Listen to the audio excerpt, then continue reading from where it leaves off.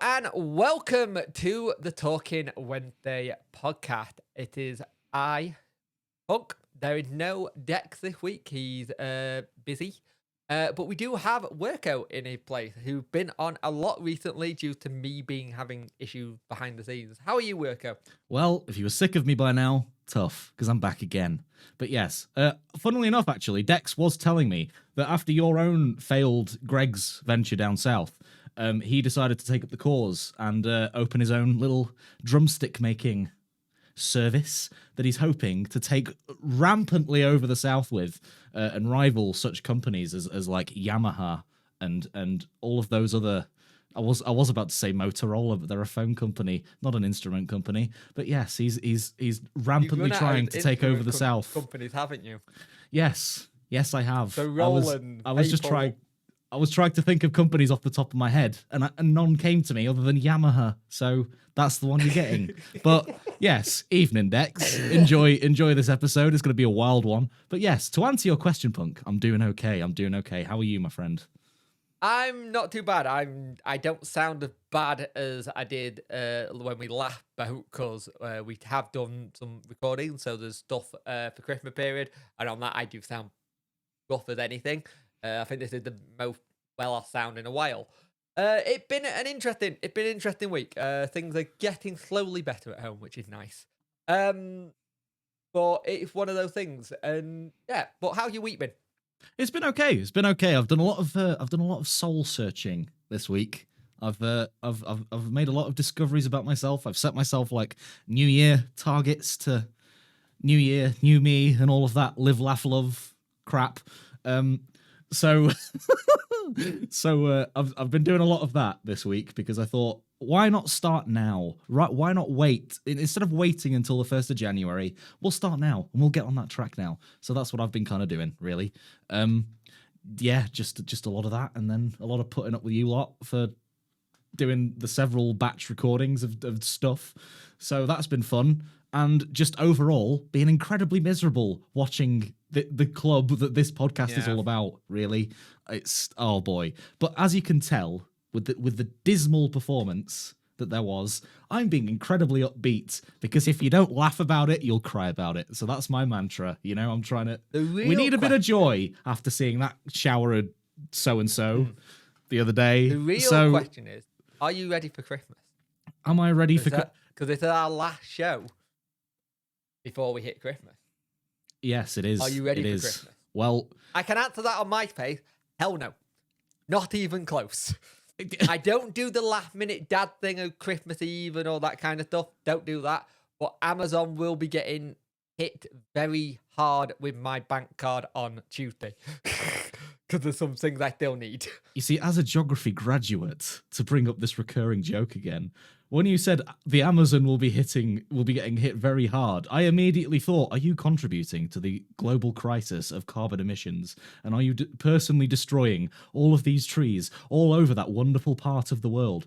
And no, you just mean the shipping company that you buy things from. Other courier services and buying things. I mean the company that could have made you a billionaire.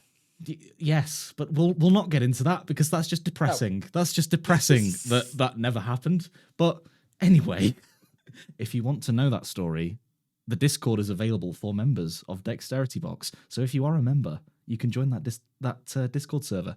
But anyway, back to whatever the heck it was that we were talking about. What even was it that we were talking about? What did you ask me? Are you ready for Christmas? Am I ready for Christmas? You know what I really love about that question is it sounds like you need to prepare for a siege. It sounds like Santa's coming and he's loaded with heavy weaponry and he's going to kick down your door and slaughter your entire household if you've been naughty. Do you know what I mean? Are you ready for Christmas? But yes, I am. I think I am. Good. It's a day, you know. At the minute, because I haven't got children of my own, I'm a free agent. I've not really got any. I can't believe I just did gong fingers at the camera for those of you listening he's on not been podcast services. Up, so yeah.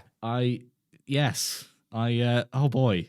But yes, on I'm ready the for old housekeeping subject. So socials, please check everything. Jack has been doing a really good job on Twitter, keeping you all up to date. Discord, please email Dex and he'll give you a link to get you back into it. Or if you're not, membership options are available on the channel as well. Please support it. And reviews for this podcast are much wanted. They help a lot. It's like the like button on YouTube. It's just an algorithm thing. But it also shows us, and 5-star one will get read out on the podcast.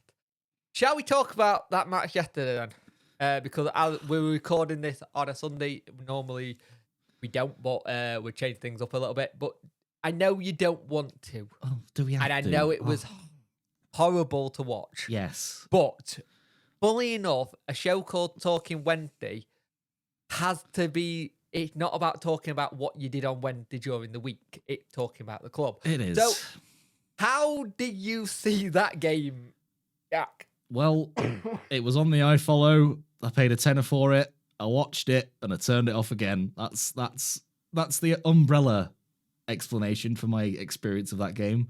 But honestly, it was frustrating to witness because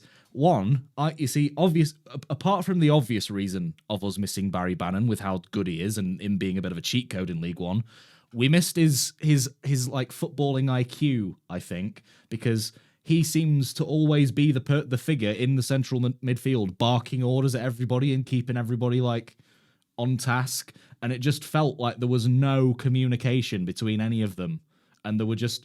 Sure, individuals might have had some great ideas with where they wanted to run or who they wanted to pass to, but they didn't seem to be communicating that very well with each other. So someone would play a through ball. Oh no, it's straight to their right back. Oh, I'll do a 1-2. Oh, but the person hasn't ran for the return or something. And there was all of that, and it was the entire game, and it was dire to watch. It was dire to watch.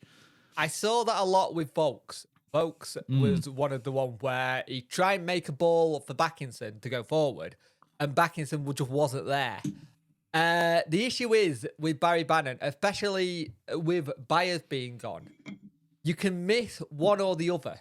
You can't miss both. Exactly. We don't have somebody in that position yet to step up to be the third and fourth for Barry Bannon and Byers, and that's something we need to address quickly and soon, because Bannon's not getting any younger.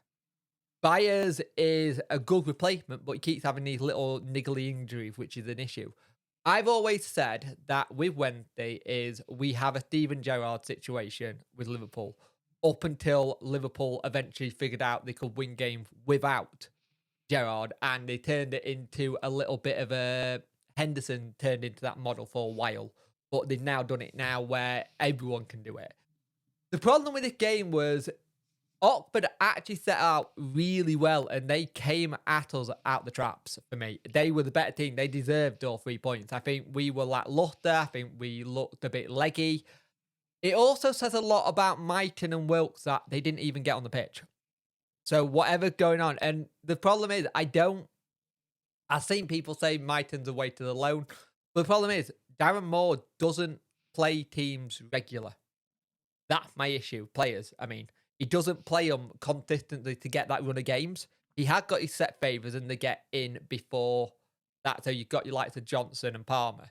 Well, Mighton's not a right wing back. He's a winger. And I'm wondering if we are going to see a change of system come the new year. Because it getting to the point, if you actually look at the stats, we have 15 shots, 2 on target, to their 13 and 5 on target. What is it? 3 goals? I think we've scored 3 goals in the last 5 games.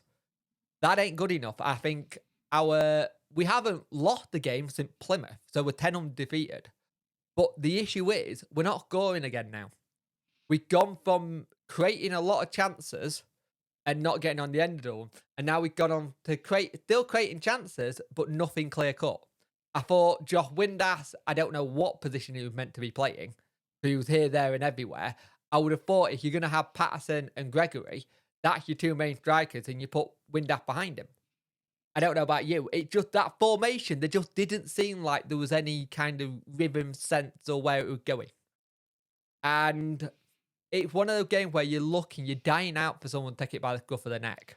And to give him credit, when Smith came on, he did that. He really did. And we finally got the balls into the areas that he liked to attack, and it doesn't accumulate. But the big thing in this was Stockdale got dropped. What were your thoughts when you saw the team lineup about that? You see, I think potentially, and I've had this thought for quite a while, that I slightly think that maybe Stockdale was also brought in majorly just to mentor Cameron Dawson a little bit, because he was the first one to go sprinting up to him and gave him this great big hug at the end of the game when the whistle went. Goalkeeper union, just yeah, saying. goalkeepers union, absolutely. And I do think that Cameron Dawson's probably more of a play it out from the back minded goalkeeper, like a sweeper keeper sort of thing. And I think probably Stockdale's more in that old school shot stopper mentality in the way that he does things. Well, as you've seen, all of us have seen, from how stressful it has been at times when he's then tried to pass it out from the back and they've almost intercepted it. So I do think that it's potentially been a long time coming, actually. You didn't see when we did play it out from the back. He did seem a bit more self-aware. And to give Cameron Dawson credit, last minute penalty. It was a definite penalty. Let's be fair. McGuinness pulled him down. It was a definite penalty. No one can say. But it's a really good save, and it's something he doesn't get the plaudit for. He's actually a very good shot stopper from penalties. It's something he's very good at doing. And for me, that shows you a keeper who just come into his all. He stepped up. I think the only part of that game which I thought he had a bit of a stinker was where he parried it out to a opposition player when they had that chance. But I don't think he had anywhere else he could go. And they missed that opportunity when they missed there. I thought they were definitely that was it.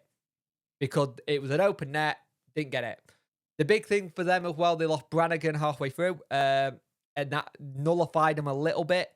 Which helped us, but we just weren't at the races. And the problem is this is the period where you want to be picking up points.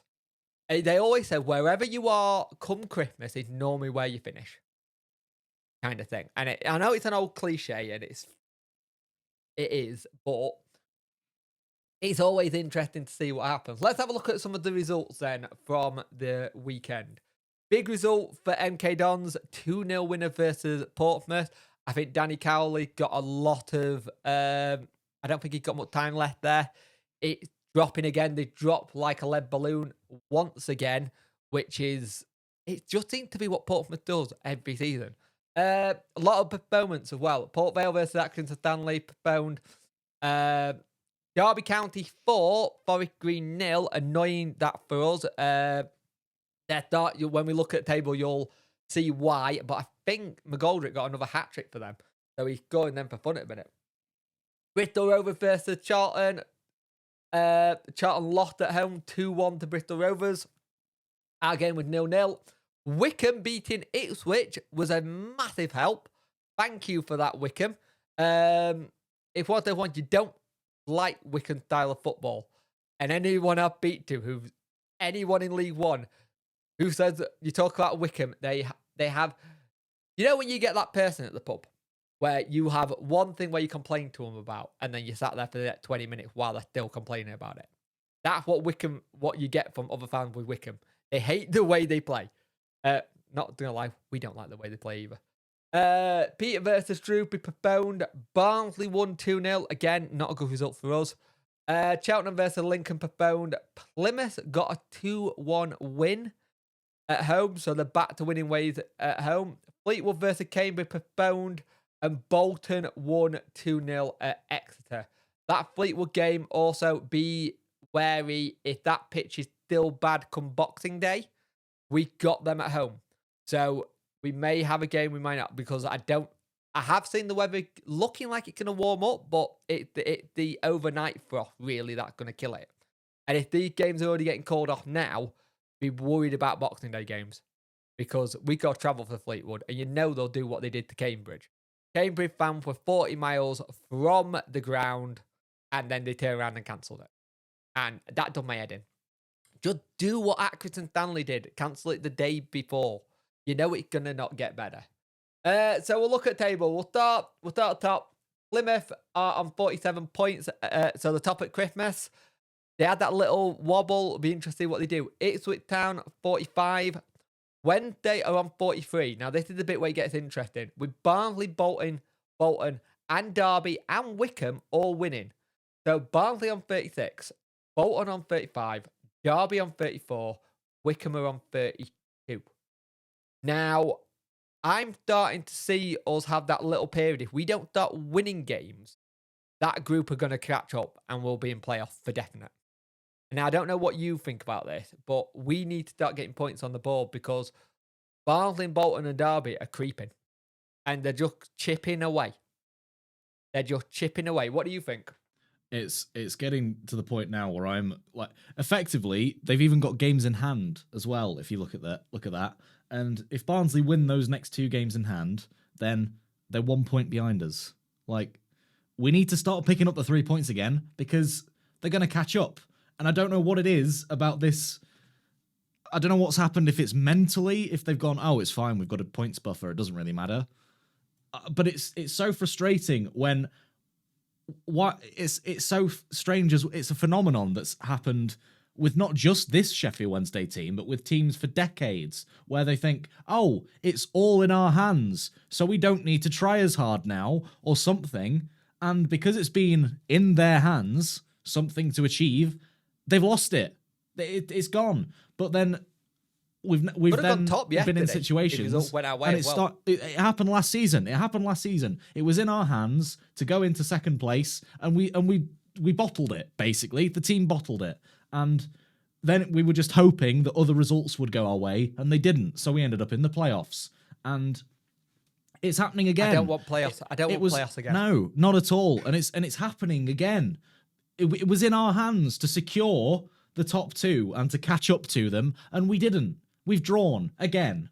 And I don't understand where this lack of cohesion is coming from, because that's what it seems to be to me. It's communication, and it's the team playing as a team. They keep suddenly slipping into this weird thing of playing as individuals and then just hoping that they've got some psychic connection to everybody around them. That's not how it works. You need to establish habitual, this is what this person does in these situations on the pitch, and understand your teammates. Not just, oh, they'll probably go here, I'll play a through ball. Oh no, it's gone to the opposition. Or all this there seems to be a lot of underhitting of passes at the moment, and I don't know what that's. Have you noticed that? Yeah, we keep losing the possession very easily at the minute, especially from midfield to defence. Iorfa especially is guilty of doing this a lot. I thought yesterday Backinson hit a couple of passes that were misplaced. Folks as well, which you don't expect from somebody who's a seasoned pro. It's like you've got players who have got the football IQ to know that this ball needs to go there, but the players that they're playing with are not there yet. Because you look at that midfield, it is actually quite young. Like the one thing from yesterday, Delhi did his usual running at players, and then it came to final third.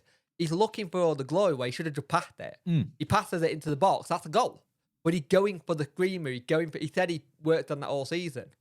Most of the Pre-season, thank you. And yeah, that's great work. But you still got to remember you've got to pass to a teammate to make it work. Now, the thing is, you look at Barnsley, they've won their last 5. Ours and Derby's record is similar. Drawn 3, 1-2. The difference is they're scoring. Like when our goals have suddenly dried up. Our goal scorers are not scoring. I don't know what has happened to Gregory this season. He's not the same player he was last season. Smith is doing okay. Windass has gone off a little bit of a boil. And the worrying thing here is that you've got Darren Moore coming out and said he doesn't want any strikers, which is interesting. So if you're not going for strikers, what are you going for in January? Because we need something. There's something not right. And he can say all he wants about Wilkes saying, I'll back him in a hill. It's okay backing him. And I'm somebody who still thinks he'll eventually come good, but I think eventually going to be too late. I don't think it's a similar thing with Mighton. They're not playing week in, week out. I think the players that need to have that confidence, arm around the shoulder, know they're going to play week in, week out. And we've just not got that at the minute. If we go to the bottom of the table, Morecambe are on bottom on 15 points. Burton on 16 points. MK Dons on 18 with that win. Forest Green on 20. And Cambridge and Atkinson Stanley on 21. But Charlton could get dragged into that as well because I think they're still in a hunt for a manager. It's interesting that NK Dons sack the manager and suddenly they get a win. Says a lot. But it's going to be an interesting Christmas period for me because we've got games we need to win and we need to start winning fast. And this is the problem. If we don't start putting those 3 points on the board soon, we're going to have issues.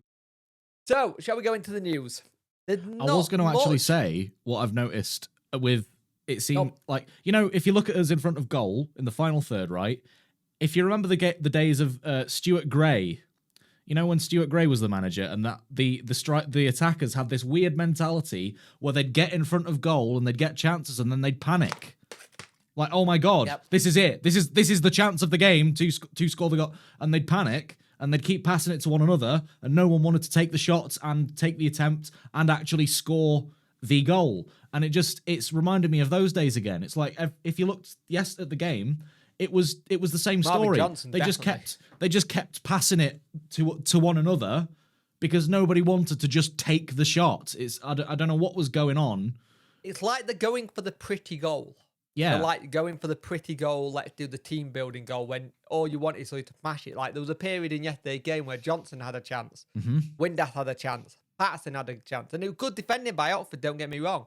And when we eventually got those balls into the likes of Smith, the first header, he just missed it by inches, he gets on the end of that's a goal. And that's a confidence thing. That's got to be a confidence thing. Yeah. And then the second one he missed, he got the header on, but he just off the target. And I still feel like we are playing as a team, but up top, there's something that's not right. We are on less goals scored this season, XG, than we were last season, but we're in a better position this season. Yeah. And I have a funny feeling. Go back to what you said a couple of months ago about coaches. We brought in another coach. Have we now need to get in another coach to be striking coach? Because you look at how solid we are at the back. We're really solid at the back defending. But now up front, we're a bit lackluster. So has that side of the game been, in the coaching side, neglected now?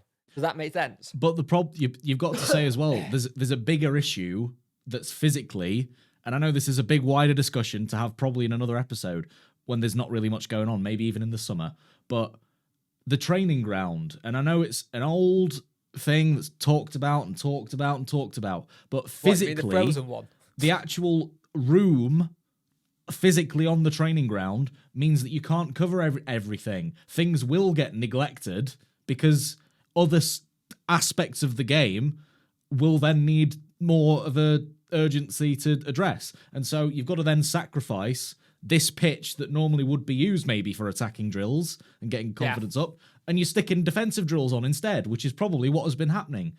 And so you can't then, and then you've got the academy sides that are also using the facility. You can't, that's probably a big issue as well. And maybe they've had to take off the attacking drills because they've addressed the defensive issues. And I will say, for the most part, even though we haven't been scoring goals, we've been defending very well. Even when it's been goal line scrambles like that, the almost Oxford 1-0 goal the other day. Great clearance by McGinn. Great clearance.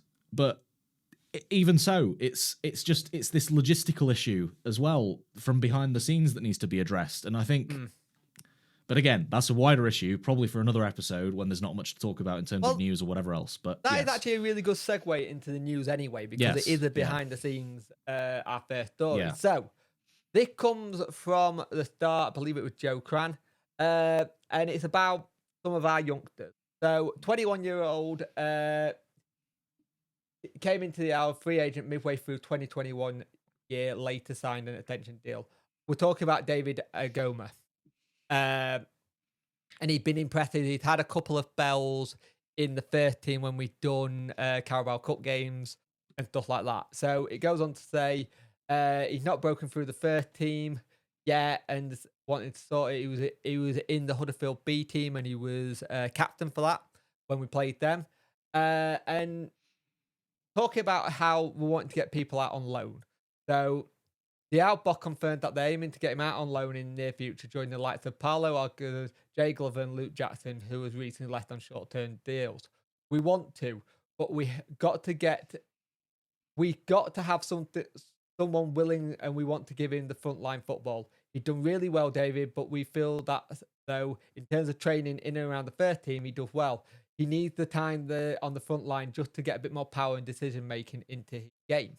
He's got the football understanding capabilities. Now, this is good for us because we're starting to look at this youth team setup we got about giving them 13 football. You can't let kids at 21 keep playing 21 years old. It's not going to work. For me, the moment they get to an age where they need to go out on loan, you ship them. You ship them out, you give them a season somewhere and get that ability. I think that's where the likes of Brennan at the minute is doing really well at Swindon Town. Possibly someone we call back in January if we need to. It might be that loan spell have made him a better player. What do you think about how we're doing the youth team aspect in terms of loaning players out and where they are in terms of it? See, it's really funny that they've mentioned in the article David Abantagoma's decision making, because you and I, in that Bradford game, you and I were sat here having a chat while the game was going on, and that is exactly what we said, is that he looks physically accomplished, that he could fit into the team, but it was his decision making that was letting him down in that game. And it's interesting that that's what's been picked up on in the article, but I do totally agree. I think there has to be a degree of, yes, ship them out on loan to get the experience, but it also has to be the right place to send them to. Because if they get sent to somewhere that they have a horrible time, they don't fit in the team very well, they don't then end up getting played very often, it can be quite counterproductive if, whether it's a physical development issue or it's a confidence issue. They might come back having lost all confidence because of the terrible time they'd had on loan at a certain club, It's a bit of a lottery sometimes. With the game as well. But that can sometimes happen. A player could fall out of love with the game from a bad loan spell. Exactly. I think we've got a lot of good youth team players coming through. And again, I don't want it to become one of these situations where when they have a good load of youth team players and then they never get a first team pathway. We just say, we give you the pro deal because we don't want to lose you, blah, blah, blah, blah, blah.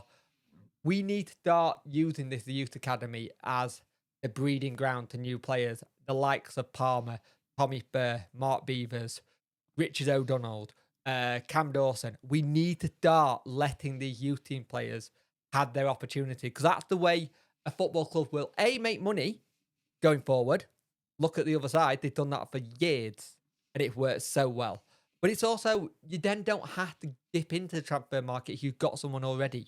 It's why I think tying down someone like Fizz down to a new contract, which is now getting even more complicated because it's getting to the point where you can sign wherever, will be interesting to see what happens. But when they need to start using the academy a little bit more, and I think it'll be a good thing if we can start utilising it in the right way. So, we've got the January transfer window coming up, which, if it's anything like the summer one, we're going to be busy. We were very busy, but it's interesting how this article from the 72 has come up, turning around and saying some position we need to look at. One of them's interesting because it's a position that we've been told that we don't actually need. And so two of the players are Sam Hopkins, Northampton Town striker, was linked with Wednesday back in September. The rumour came out of the transfer window short that Wednesday had been monitoring Hopkins for a while. He remains in a prolific League Two Northampton side. He scored 13 goals in 15 league appearances. Fantastic return when you look at what he's doing. I know it's League Two, but it's still a very good return. His contract runs out in 2024, so we would need to take a fee for him. Now, we have had it said from Darren himself, he doesn't want a striker in January. He said, I don't think we need it. What's your take on Sam Hopkins, and would it be a player you would think we would go for? I think probably it seems to fit this mold that we've been going into over the last sort of season and a half-ish of maybe the lesser known players from lower leagues that are doing very well. I think that's probably, it seems like, the way forward with how Darren Moore wants to handle transfers and all that sort of thing, is longevity rather than just, oh, they're an established name in this league, they can get us out of it, because we tried that and it didn't work.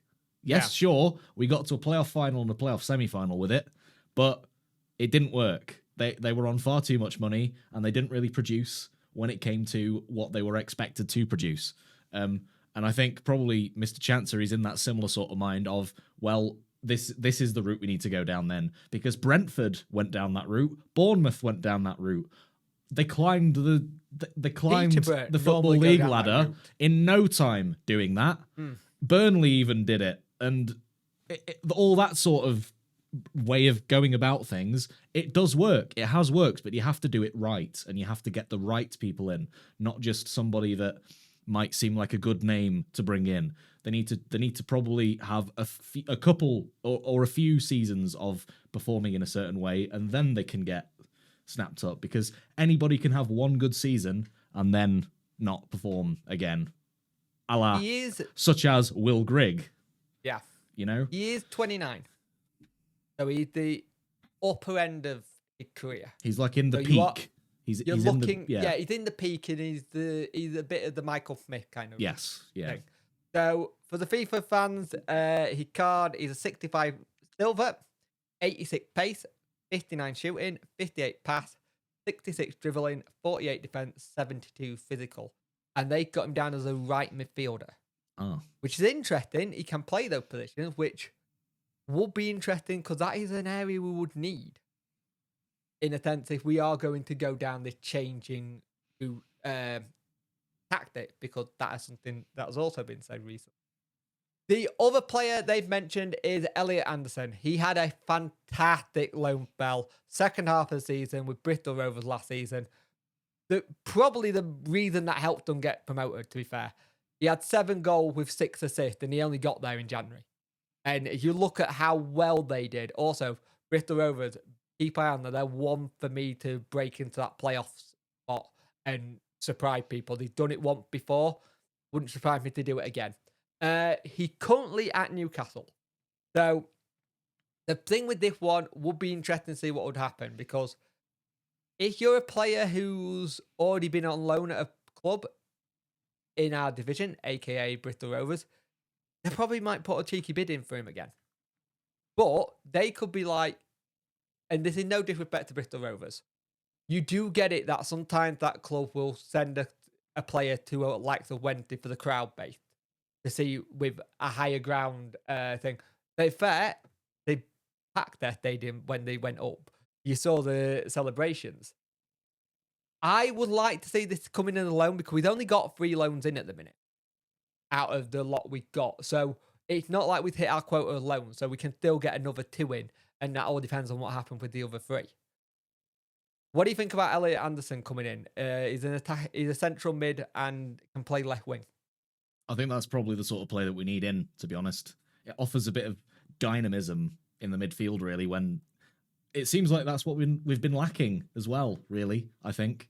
Because it seems as though the tactics, when Barry Bannon has not been involved, it seems as though the tactic's been to sort of just bypass the midfield and get it straight out to the wing backs or, you know, whoever else. And I'm not really a big fan of that. Sometimes, sure, it's what you need, if they've packed the midfield, that's probably what you need to do. And it's ugly, but it gets results. But it's almost as though we're trying to skip over maybe a weakened part of the team that we maybe see, or something like that. So I do think we need somebody to slot into that role. And if he's had that sort of season just in half a season at Bristol Rovers, like you say, then I think he's the sort of player that we need. And I would argue, could be another case, couldn't it? Yeah, I would argue maybe even try and get him in permanently, not on loan. Because is he still young? I think he's only like 18, 19. Then I'd try and get him in permanently. I'd try very hard to get him in permanently on a longish contract, because then he very thought at Newcastle. That's the only issue. They do like him a lot, and I wonder if this is the kind of move for him. They might turn around and say, "Let's take you to a championship club," Mm. go see what happened. You did well at League Two. Let's do skip League One and put you in Championship so we can see what you like. That has been done before, and it's not really worked out very well. Now, the thing with Newcastle, it's interesting because they've got all the money now.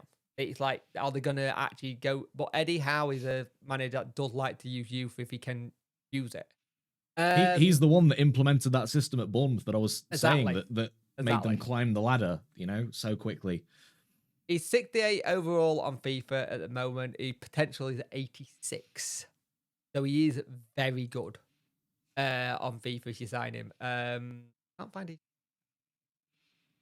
Maybe because I know a few of them have the sorry, listeners, if you don't care about FIFA, but I know that some of them have like a FIFA presence, but they're only in the career mode and not into the Ultimate Team thing. Yeah. So his card is a 67 left wing, 73 pace, 63 shooting, 64 passing, 71 dribbling, 53 defense, 61 physical. But he does fit the mold of a player that we could rely on again if we need to have a likes of. I don't think the situation we're in right now is a bad if you've got buyers fit. Absolutely. You don't see the problem. The problem is it could have both injured. Exactly. Now, the nice thing is Bannon will be back, hopefully, for the Fleetwood game. That's been said. But we are starting to get to that point where we need to start looking for the future anyway. And again, it goes back to like we spoke about this with goalkeepers. We haven't got a current Barry Bannon replacement who's tied down to a long deal contract.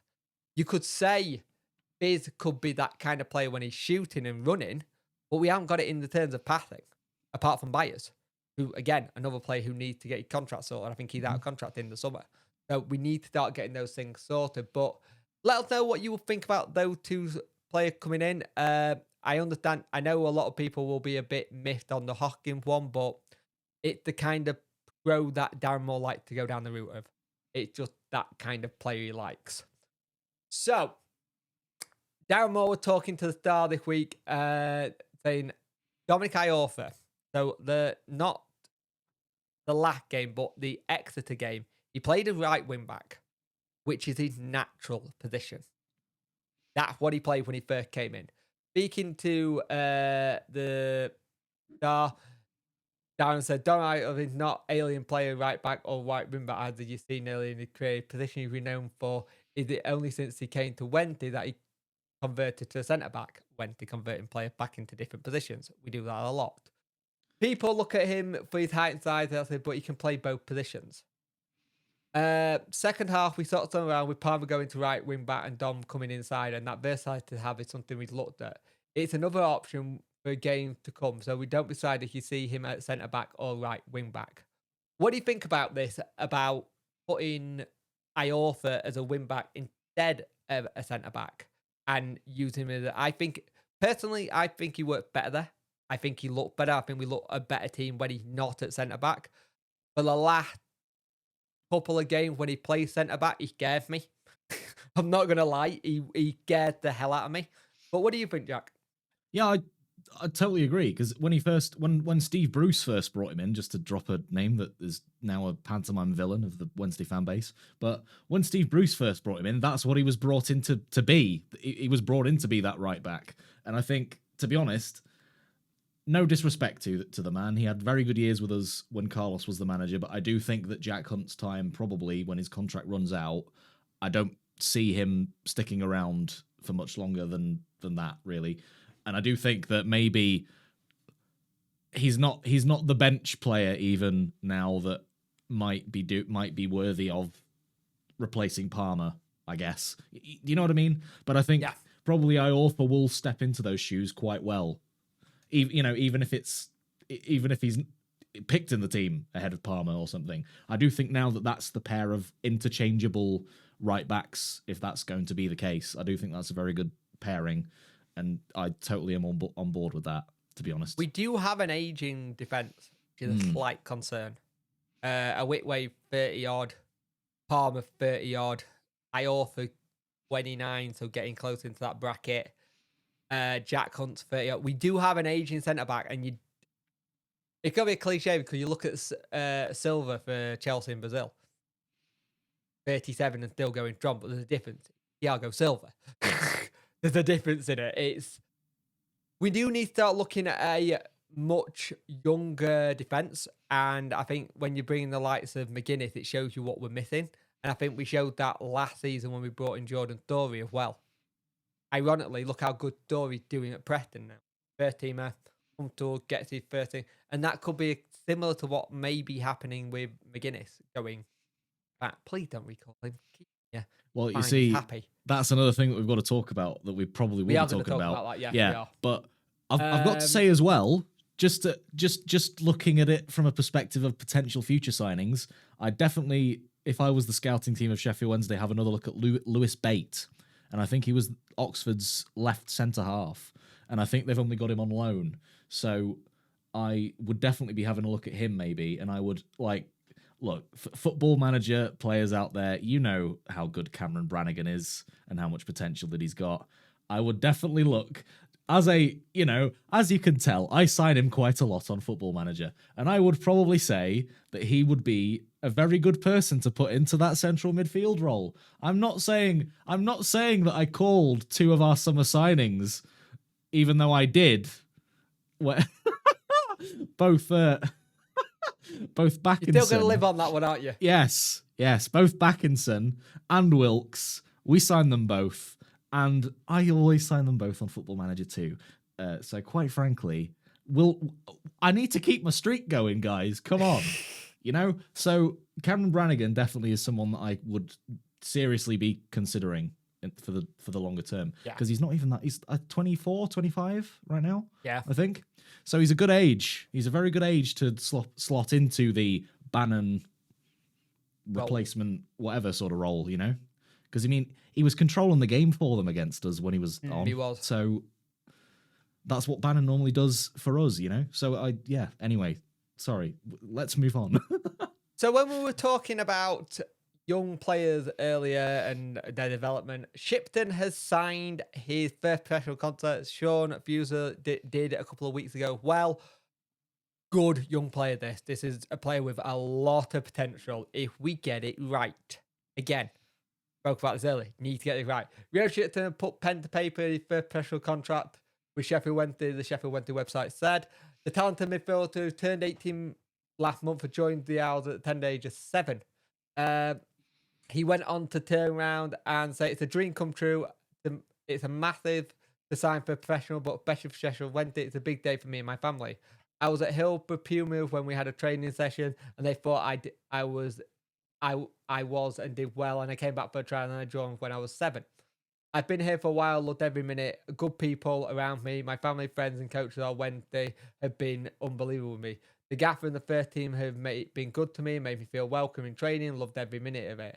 Academy manager Steve Haslam, with the light that Rio has committed to the club. He's been bright talent for a number of years. Another one we have fast-tracked along his journey. We got the high-level technical ability, and he's been in and around the first team recently developing. So another one, we say we're looking for the next Barry Bannons. Maybe we're unearthing them, but they need game time. What do you think about this one? You've seen him play a couple of times this season in Carabao Cups and stuff. How do you think he looks? I think he looks all right. I definitely think that it's literally a case of getting him physically ready for the first team, because he still very much looks like a under 21, under 18, etc. sort of player. And I do think he needs the time out on loan again. But it's nice to see almost we've got this backlog of players that probably fit into this they need to get out on loan category, because we haven't had that for quite a number of years now. Like for quite a number of seasons, we've just almost let them rot in the under 21s and then just release them, and nothing's come of it. For example, Ash Baker was one. Like the whole, oh god, it's that time period of Wednesday, but the Yoss era, right? He was almost handling the youth side very well and trying to introduce them in quite a good way. And that all went out the window again. But it just didn't work because of how the sort of the route up to the first team was back then. It was too early, too soon, and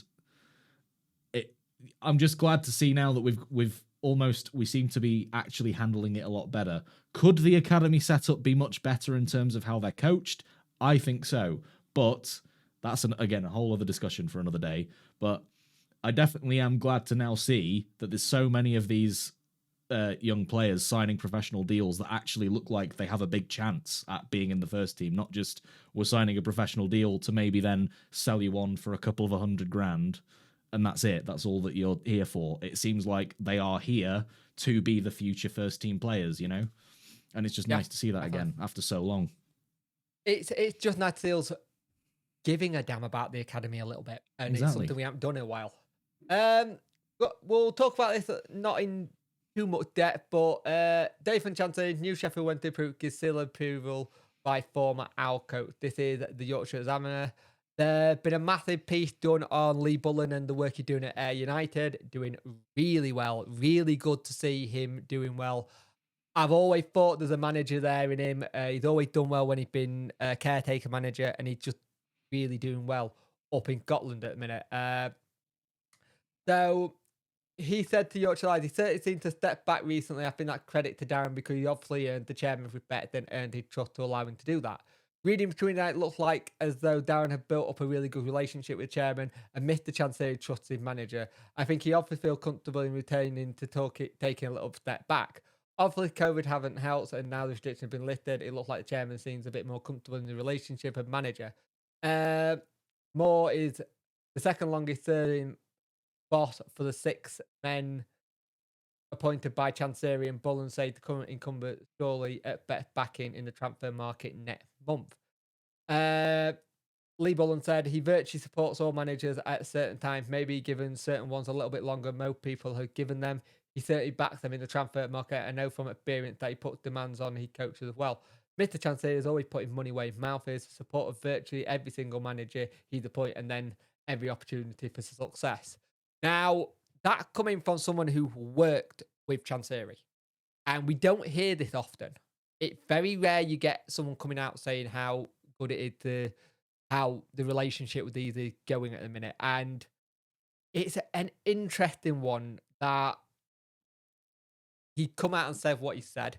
And because a lot of people think that the Darren Moore Chancery relationship, they know it's good, but they also think there's, I don't know, I've seen some people say, oh, it's all talk and stuff like this. But I think there's a lot of mutual respect, and you can see what he did in the transfer window in the summer. He did back him, kind of thing. And wrongly or rightly, whatever your opinion is on Wilkes, he got who he wanted. That's who Darren Moore wants. If you're a chairman and a manager, if that manager turned around and said, I want this player, you go and try and get that player. It's up to the player now to get into that first team, not really the manager. Exactly. What are your thoughts on this? With the whole kind of Chancery, Darren Moore, and how Lee Bullen's doing at Ayr United. They're having a really good season. Well, just firstly to address these people saying, oh, it's all talk, yada, yada. Give us the sources of this information, and then maybe we'll believe you. But these newspapers have got actual credible sources of witnesses stating they have a very good relationship. So quite frankly, I think it's just all talk to get likes. That's all that was. But I'm totally in agreement that I think it's, and again, Mr. Chancery has backed every single manager, despite maybe a tumultuous relationship like he had with Mr. Pulis, and Bruce. He's still backed them. He's still given them every opportunity for success, and it's been in those managers' hands when that hasn't happened or has happened or whatever else. And I do. He's not any kind of liar, Mr. Chancery. He's very honest and perhaps sometimes a bit too honest or has been in the past. Like when everybody was kicking up, well, you know, when, for example, prime example is when Sheffield United got promoted to the Premier League, and he was too honest in the respect of all the fans kicking off at the fact that he said, and congratulations to our neighbours Sheffield United. It was very classy, and I probably would have done the same thing, but a lot of our fan base didn't agree with it because he was congratulating the other side or whatever, you know?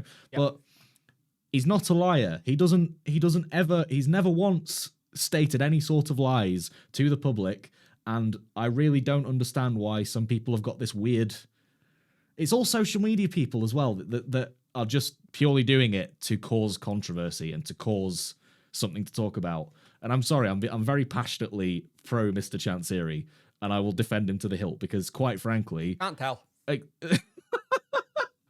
but yeah. Anyway, there's a whole other discussion to have about stuff. But yes, I do think it's very agreeable that they've clearly got a very good working relationship, and it as well. I will say, compared to a certain manager that we had, who was all like, "Oh yes, I really want to have dinner with him, and we really want to talk to him about lots of various different things." That all seemed very fake and all talk for the newspapers. But I think with Darren Moore, it's genuine. It's genuine that they get on very well and they have a very good relationship, and it's very nice to see. Just because it means that the club's going to be run better. I think one of the stories that came out during when Darren had, you know what, it was that he was trying to speak to the chairman while he was ill. Yeah. And stuff. And the chairman's like, please rest. Please rest. We don't want you to pass away. Please make sure you get better. It's an interesting one. And also on Lee Bullen at Ayr United, doing really good. The top of the table at the moment in the Scottish Championship on 32 points with a 13 goal difference to their closest rival on 31 with an 8 goal difference. They're really building something there. And we all knew there was a good manager in Bullen. He just needed a chance and he'd been given it. Would you ever want him to come and be Wednesday manager? With a bit more, I think probably with a bit more of a managerial experience of a first team, absolutely. I think when he was, obviously because he was our caretaker manager for that little brief stint, wasn't he? He did want it well. He did well with it. But I would also say I think it's different managing a youth side to obviously managing the first team. And I think I would absolutely in a heartbeat take him back as the first team manager eventually at some point. Once he's then got the actual club manager, so to speak, experience under his belt some more, you know? But yeah, what about you? I'm 50-50 on it because I never like club legends when they've been players being managers. Because some people can ruin their reputation with being the manager if it doesn't go right. And then all you remember is the manager fell and not the player. That's my issue. Prime example of a Sheffield Wednesday one to do that was Danny Wilson. When he dismantled, when he totally dismantled the really great side of Waddle, Hurst, all that lot. It's the same reason why Pearson won't take the job. Yeah. Mm-hmm. He lives in Sheffield and he likes Sheffield Wednesday. The whole reason whenever his name pops up when we are looking for it, it's like he'll never take it. He come out time and time again. He doesn't want it. He doesn't want it because he wants to keep his very good relationship with the fan base and all that sort of thing. I would take him in a heartbeat as like a director of football sort of role. Yes. That sort of role. Absolutely. Because he's got so many connections and he'd be great. But I don't think that Mr. Chancery would want to work with that model anyway. No. I think he just wants a direct line to the manager and that sort of thing. So, yeah, it's good to see Lee Bullen doing well, and it's interesting to have his thoughts on the relationship with Chancery and Darren Moore. We'll quickly give over this one. It was about Barry Bannon's absence, about opening the door to others. It was Yorkshire Post, piece by Ricky Charlesworth, basically saying the chance for people to come in, for the likes of Adoniram, Fizz, Byers when they're back, Dennis, Volks. We saw that back in CERN. We kind of now know that he's going to be back for the Fleetwood game by the sounds of it. Sounds like this injury wasn't as bad as we first thought. Which is good, but I still think they're going to take it a little bit steady with him just in case. Ideally, you kind of want Byers and Bannon both in that midfield in the Fleetwood game, if you can do it. I think with Bannon, you're going to probably see him get yanked off the pitch a couple of times till it seemed better, because it did look bad at first, but he's spoken to people who've seen him in Meadowhall and all that kind of stuff, and Darren Moore said he'll probably be back for the next game. But yeah, so we're going to talk about something that's not actually in the show notes, because I forgot to put it in. So Cardiff Cities are currently in a transfer embargo. Now, if you remember back when they're in the Premier League, this is finally all getting sorted. Oh my God, you said it. I know I did. Can we just, sorry to break into this, right? Can we all just, as a viewership, give a round of applause to Mr. Jake, Mr. Punkchef41, because he finally said Premier League. He didn't call it a floating ocean vehicle of a Premiership. He called it the Premier League. Back when I was the Premiership a lad. for like there was the first couple. Yeah, it was. Yeah, shush. But he finally called it the Premier League. Yes, we did it, everyone. He finally said it. Anyway, sorry to interrupt your news broadcast of the Cardiff City transfer embargo with my little celebratory message there, but do continue. Do continue, Jake. Emilio Sala. If you remember, he had that plane crash and he wasn't happy about going on that plane, and sadly it took his life. So it's been a situation where they've been the legals in because was it Nice he came from? I believe it was. I think so. Nantes. It was a French team. Nantes. Yeah. They never got the transfer fee. Cardiff failed to pay the first instalments of the 15 million transfer fee. It was kind of like that call saying, well, I haven't received my item, I'm not going to pay you, even though they should do, because of the way everything happened. It's been a really difficult one for most of his family to cover, but also Cardiff City fans. And now Cardiff City are under a 3-season embargo. I think it ends in 2024. That isn't a good position for them to be in, especially since they're 20th in Championship with 26 points. Hull City on 26, Blackpool on 24, Wigan on 24, Huddersfield Town on 19. They could get dragged into this, especially if they can't now make any signings in January. Now, the reason this is Wednesday related, Mark McGuinness is on loan from Sheffield Wednesday at the moment. The worry for me is that they recall him and say, hey, we're recalling him. We can't sign players. We need him in our first team now to get him out of the situation we're in now. Now, you actually put something on the Twitter, on the Talking Wednesday Twitter, and somebody came back with something interesting, which I found very interesting with their reply. What's your take on this? And talk about what the reply was on Twitter to you. Well, that actually wasn't me that tweeted that. That was that was Dex. So I'm just going to get that up right now. Sorry about this, viewers. But yes, I totally agree that he's probably, there's a chance he could go back, and there's a chance that he won't. Well, I think first of all, it almost puts a dampener on any hopes that we have to sign him permanently. But then again, however, there is the spin that you can take on it, saying maybe they might also be desperate for funds. There is that spin, and so they might then, it might almost have the negative effect of upping his price tag a little bit. But I do think it's interesting because they were saying to the person who tweeted us, CWAC84, was basically saying how all they need to raise funds to stop them breaching FFP, and we could get him on a better fee. Yeah. It would be interesting to see what happens here, because the part of me that's like they could hit the panic station and say, we need to sort this defence out. He's had a really good spell at Wednesday. Let's just get him back. Every January loan player has a recall in their contract. So that's worrying for Reece James with Blackpool as well. I can't see them recalling him. I can't see him, yeah. I could see us actually possibly saying, look, we're going to buy him. Personally, I think he's a very good player. I think he fits what we're working with. Mighton, I can't see Forest wanting to recall. I think they might just want to keep him here just to see how his progression goes, even if he's not playing full games, just so he's training in and out of a first team. It's going to be interesting what we do here, because that is the position we don't have much of, and they keep getting injured. I said in the summer I wasn't too happy with how many centre-backs we brought in because I was worried. Michael Owitwe is doing gym work at the minute, but it's still not going to be looking like till February time by the sounds of it still. So that's the entire January where you're missing someone who's pretty solid at the back for us. McGuinness has been a breath of fresh air in this team. He really has. He wins everything. What is it with this fan base and this club falling in love with centre-backs on loan?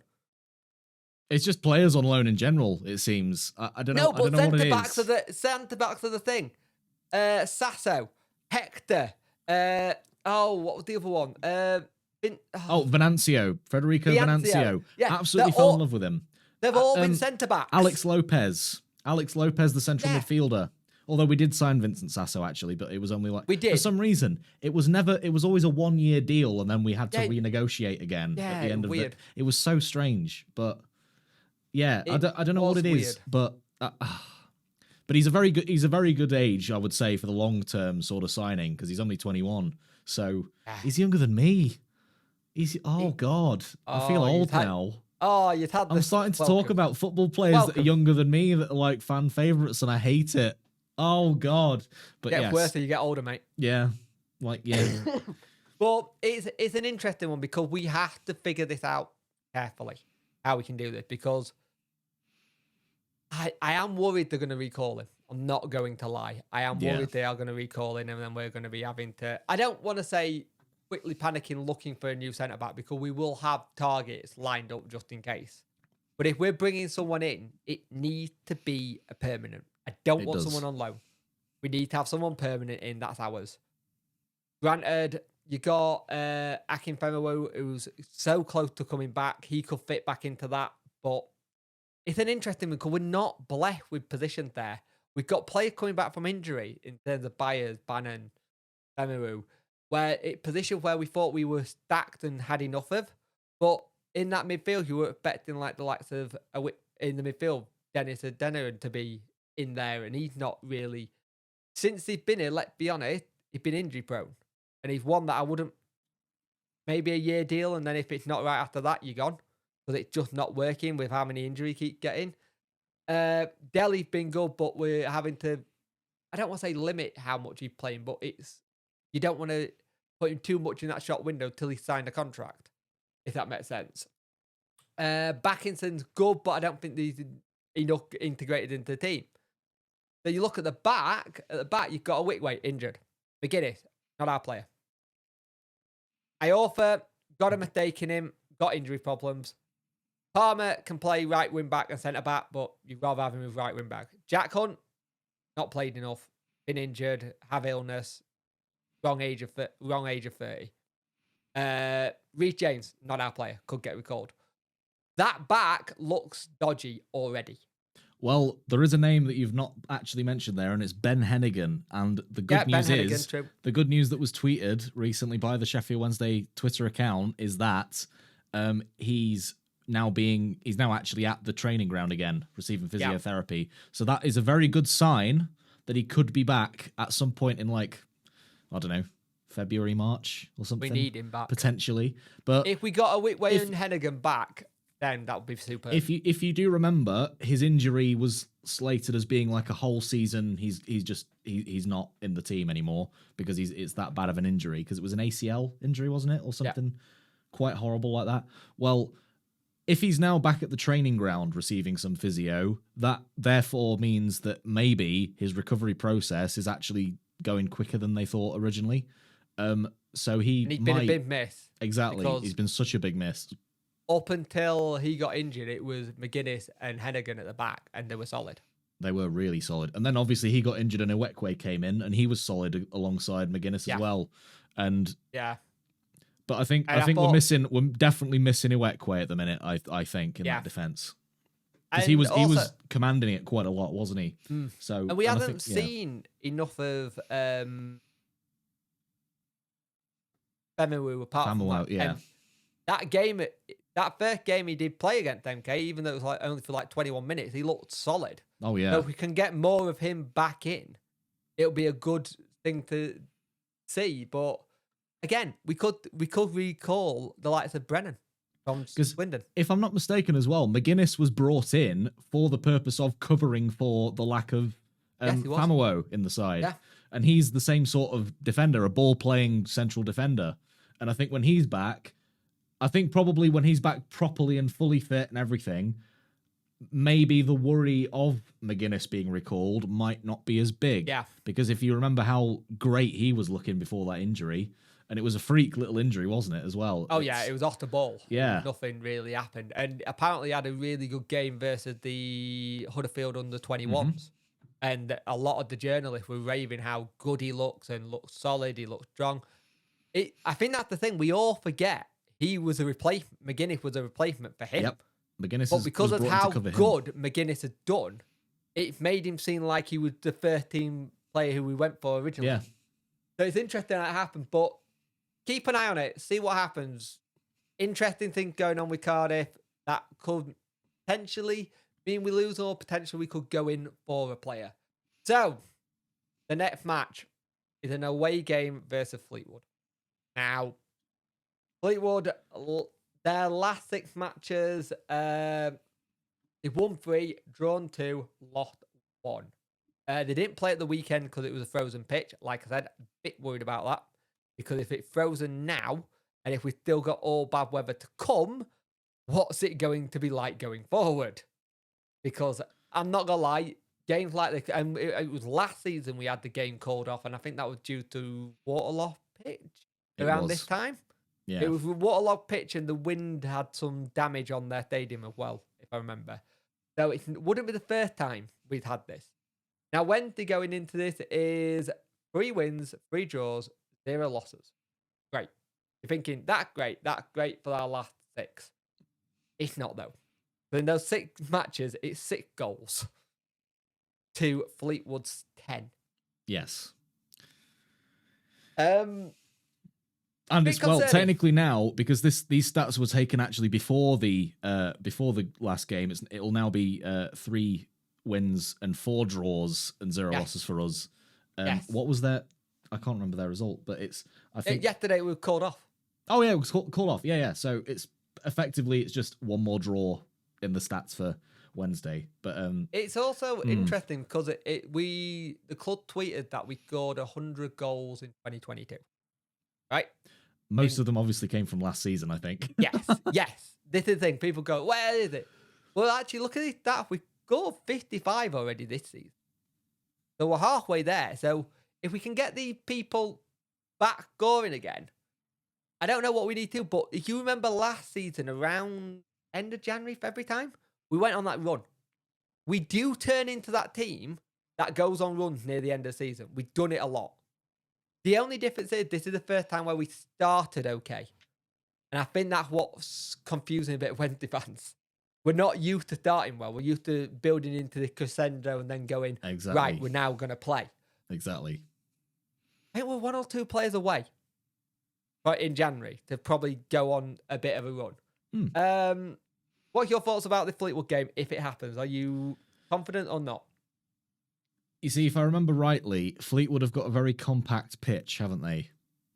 It's quite a small, cramped pitch, and I know from remembering back to previous games last season, we don't do very well on these little cramped pitches when everything's also tight in and claustrophobic.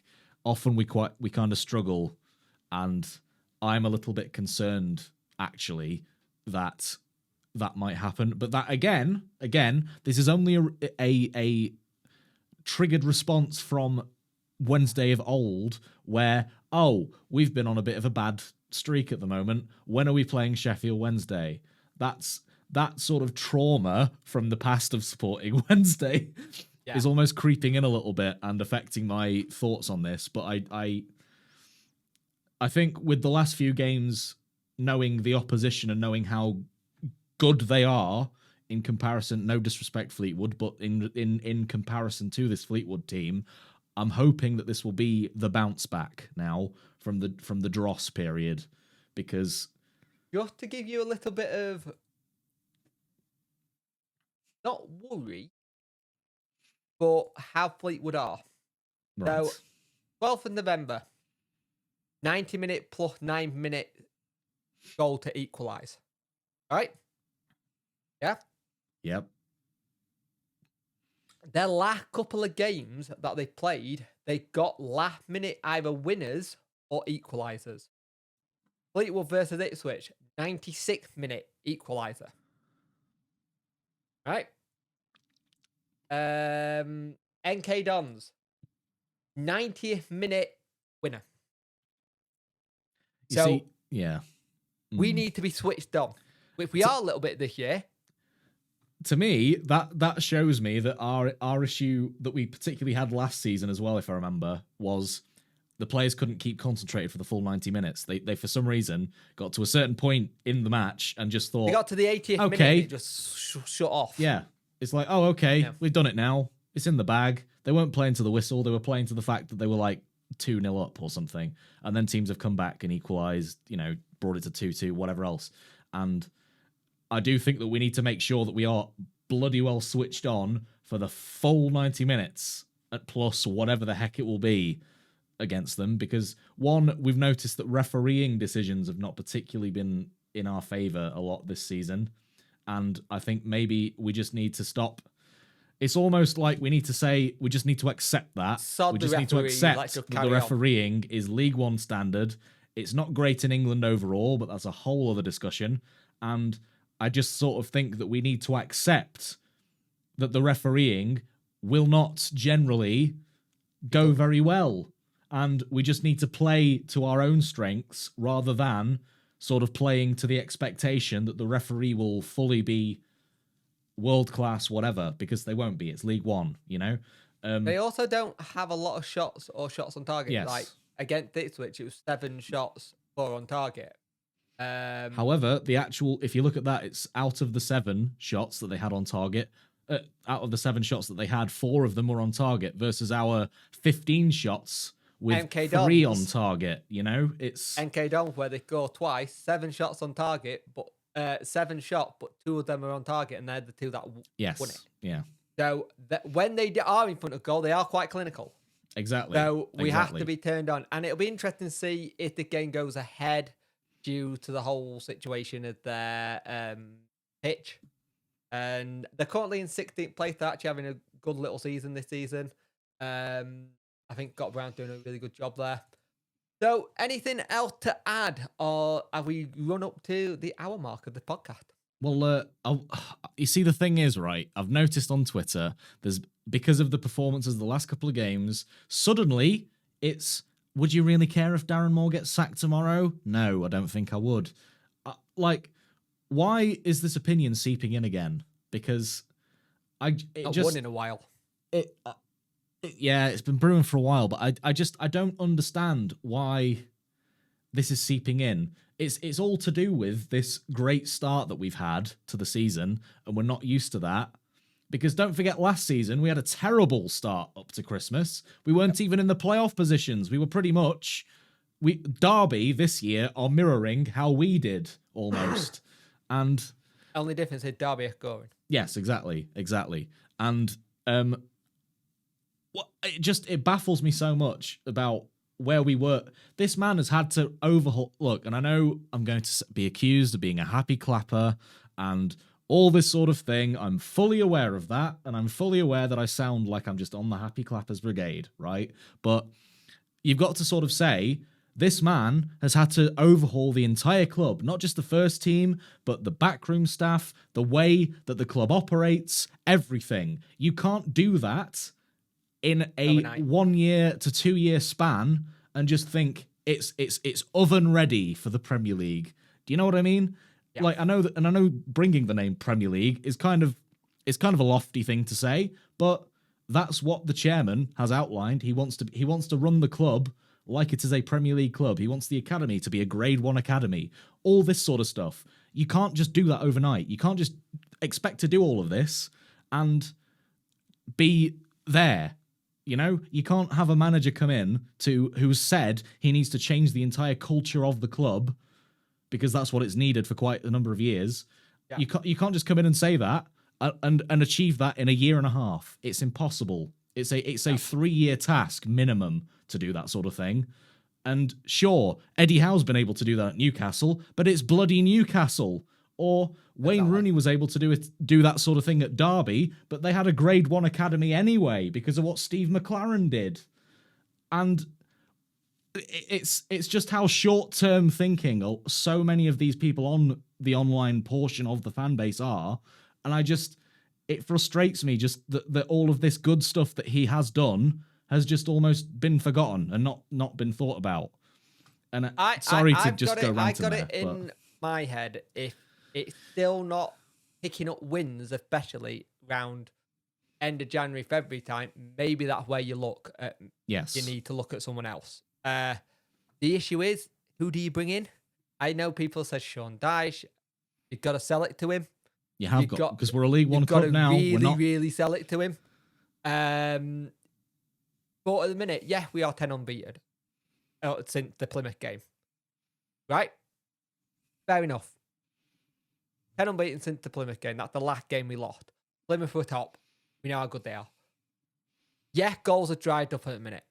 Yes, it's not exciting football at the minute, especially yesterday, considering we didn't have any the likes of Barry Bannon. We need to find a Barry Bannon replacement. We need Barry Bannon or Bayer to come in. You look at what he's done. He didn't really spend a lot in the summer. Maybe that's because he wants to try and have a bit of money to play in January. Maybe this is a tactical thing by him to go, look, if I haven't got the right stuff now, can I get these players on free, get them in, and then if I need it in January, I've got a bit more in the transfer budget. We've seen in that article with Lee Bullen, he backed every manager. So he said, I need a little bit more than this. I will say this, though. If we don't go up, automatic or playoffs, I worry for Darren Moore.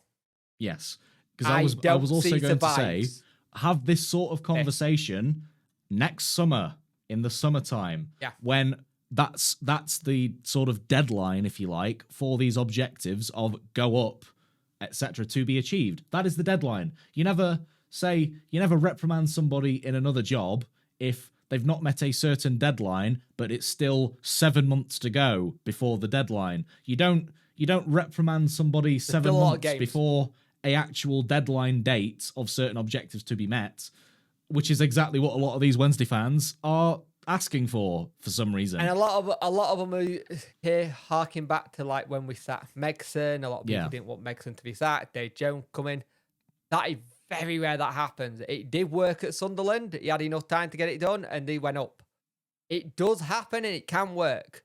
But you've got to... The thing is, if you sack Darren Moore, you're not just sacking Darren Moore, you're losing your entire first team of coaches, which Darren Moore have brought in and set up, because they're all going to go with him. And then you're back with... And remember, we don't have a Lee Bullen to step in anymore.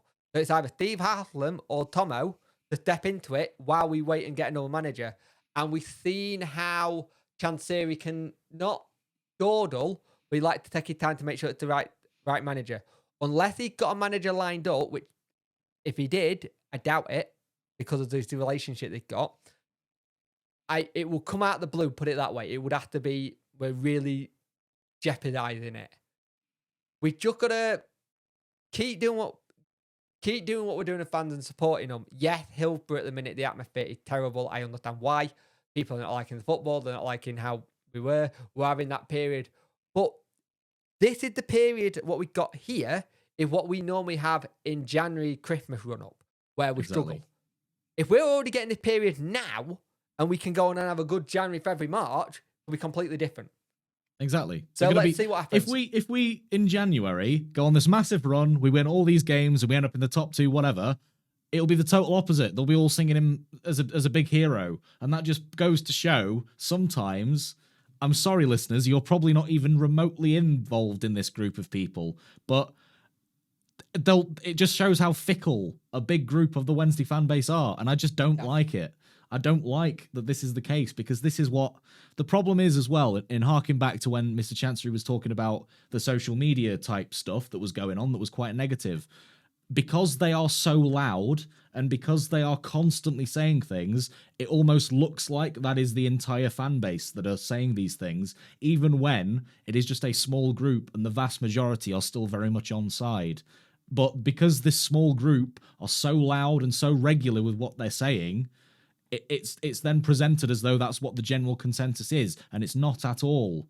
And it's just a case of, like, it's just a bit of bloody patience. Frustrating. Like, it's frustrating because people's patience is almost not there anymore. Everybody seems to want things to happen right now. It needs to happen this second. We need to be second in the table right now, this week. What do they always do they always say at this time of year? Where you are at Christmas is normally where Yes. you end up. Yes. We're currently third. Yes, we're currently third. We're not many points behind.